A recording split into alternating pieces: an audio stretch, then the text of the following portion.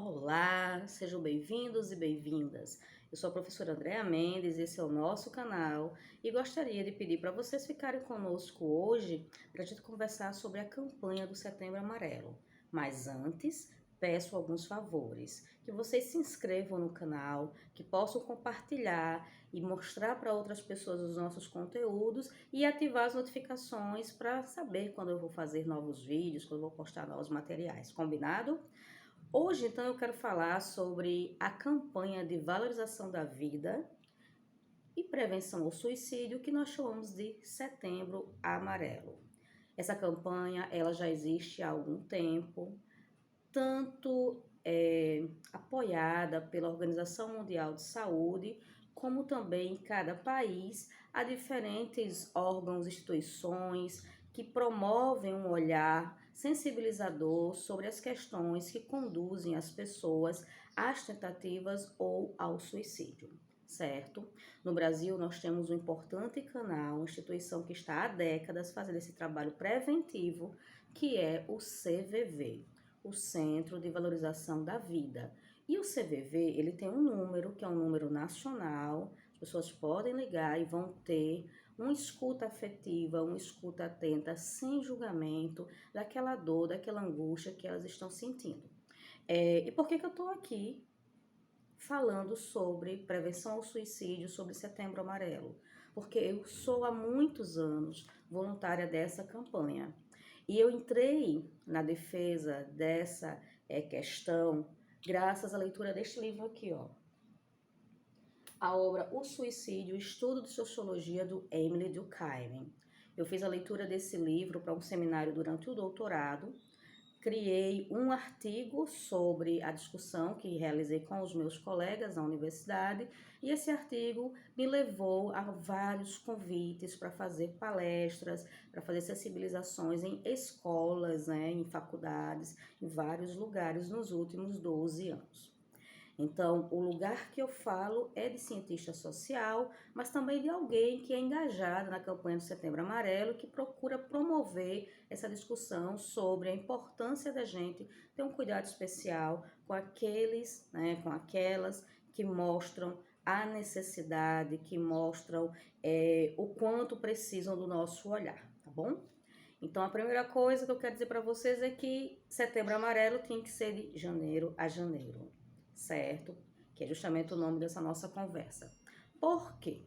Porque nós sabemos que o suicídio, ele, em mais de 90%, é totalmente evitável. Mas por quê? Ele é evitável em mais de 90% e mesmo assim os números são tão gritantes? Porque as pessoas, elas deixam sinais ao longo do seu adoecimento, ao longo desse entristecer de forma profunda, ao longo dos episódios de desespero, mas que as famílias, os amigos, os colegas de trabalho, muitas vezes não conseguem ler esses sinais. Eu, por exemplo, trabalhei no Banco do Brasil quando era adolescente e um colega nosso que nos tratava de forma extremamente cordial, que era muito bem-humorado, muito animado no ambiente de trabalho, ele um dia pediu para sair para o almoço e cometeu um suicídio. E nós ficamos sem entender como é que uma pessoa tão cordial, tão jovial, tão animada tinha realizado aquele ato.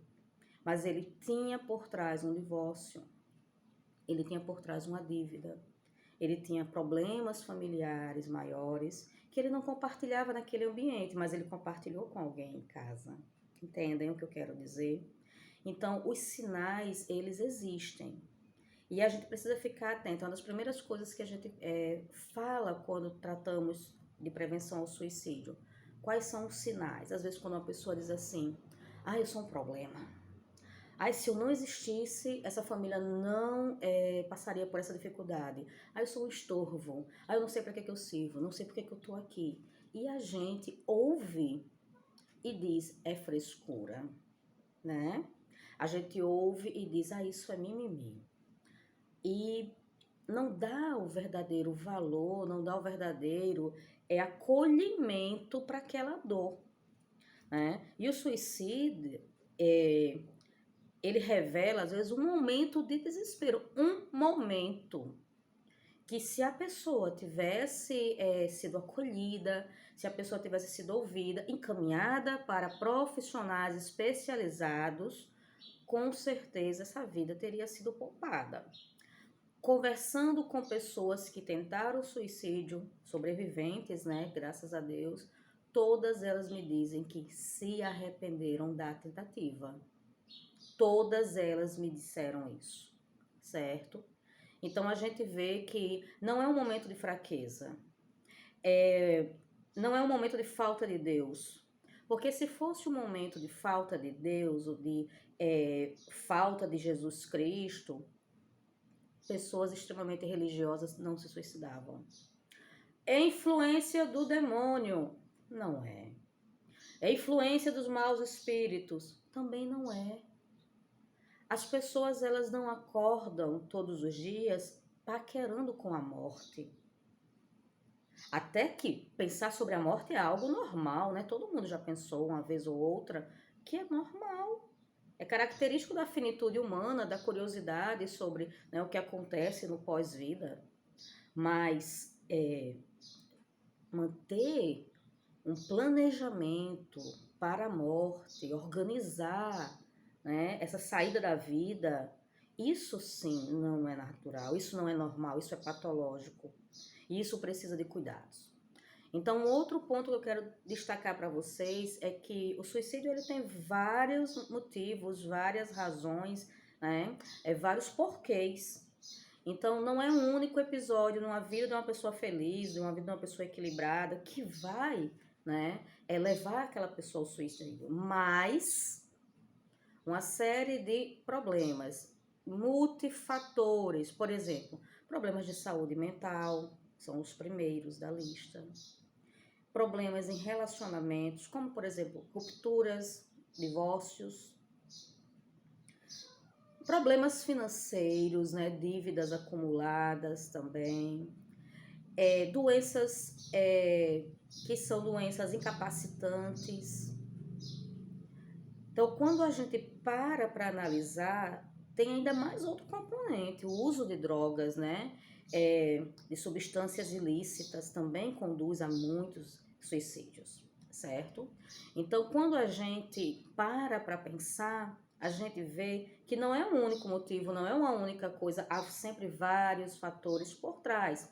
Outro ponto que eu quero destacar para vocês é que a gente tem que começar a olhar para a infância, começar a olhar para a adolescência também, certo?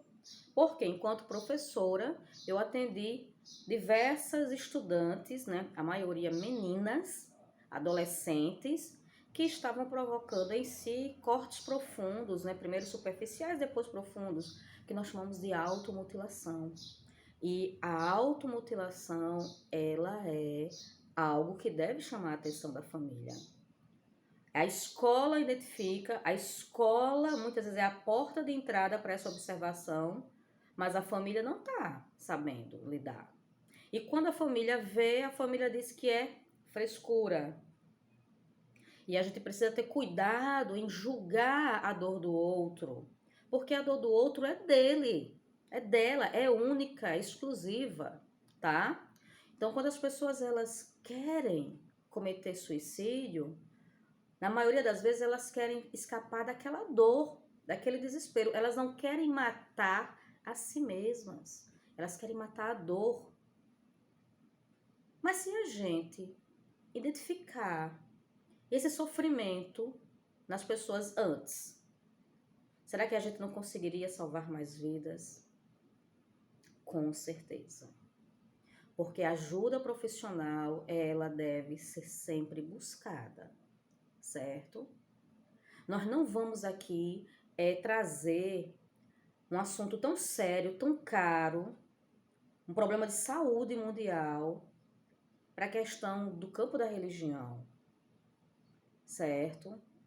A gente precisa tratar com o psiquiatra, com o psicólogo, com equipe multiprofissional, né, com terapeutas, para mostrar às pessoas que existem caminhos, que elas precisam também ser ajudadas, né?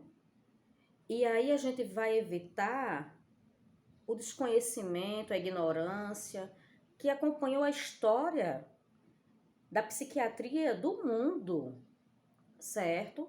Quando a gente se depara, por exemplo, com a história, né? Eu, enquanto historiadora, quero até compartilhar com vocês uma dica de leitura. Estou aqui abrindo, né?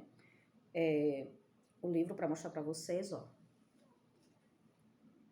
Gente, ler Michel Foucault, ler A História da Loucura, vai mostrar para a gente o quanto as questões de saúde mental sempre foram negligenciadas na nossa sociedade.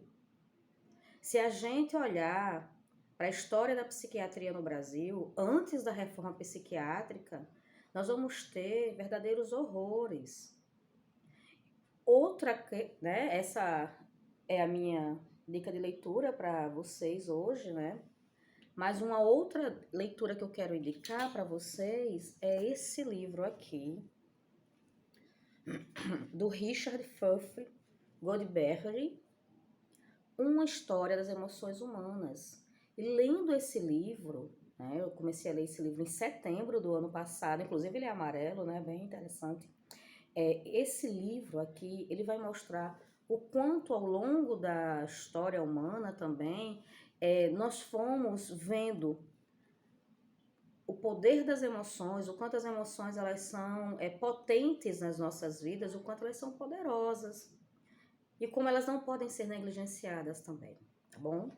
Então, eu deixo vocês com um forte abraço, um pedido que esse cuidado com a saúde mental, que esse olhar para aqueles que estão em sofrimento, seja de janeiro a janeiro, não seja somente no setembro. Não seja apenas um episódio dentro de uma campanha.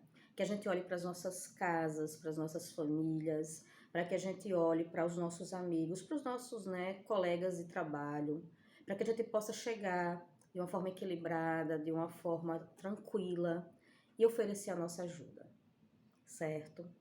Porque nós podemos fazer a diferença na vida de outras pessoas. Não precisa ser voluntário da campanha do Setembro Amarelo, não precisa estar fazendo palestra, não precisa só estar fazendo vídeo, não. Nós podemos começar esse cuidado olhando para aqueles que estão conosco na nossa jornada e para nós mesmos, né? Também cuidar da nossa saúde mental vai nos ajudar a ver melhor a vida, a valorizá-la e a querer estar aqui com os nossos, né? Até enquanto for possível, até enquanto for permitido, tá bom?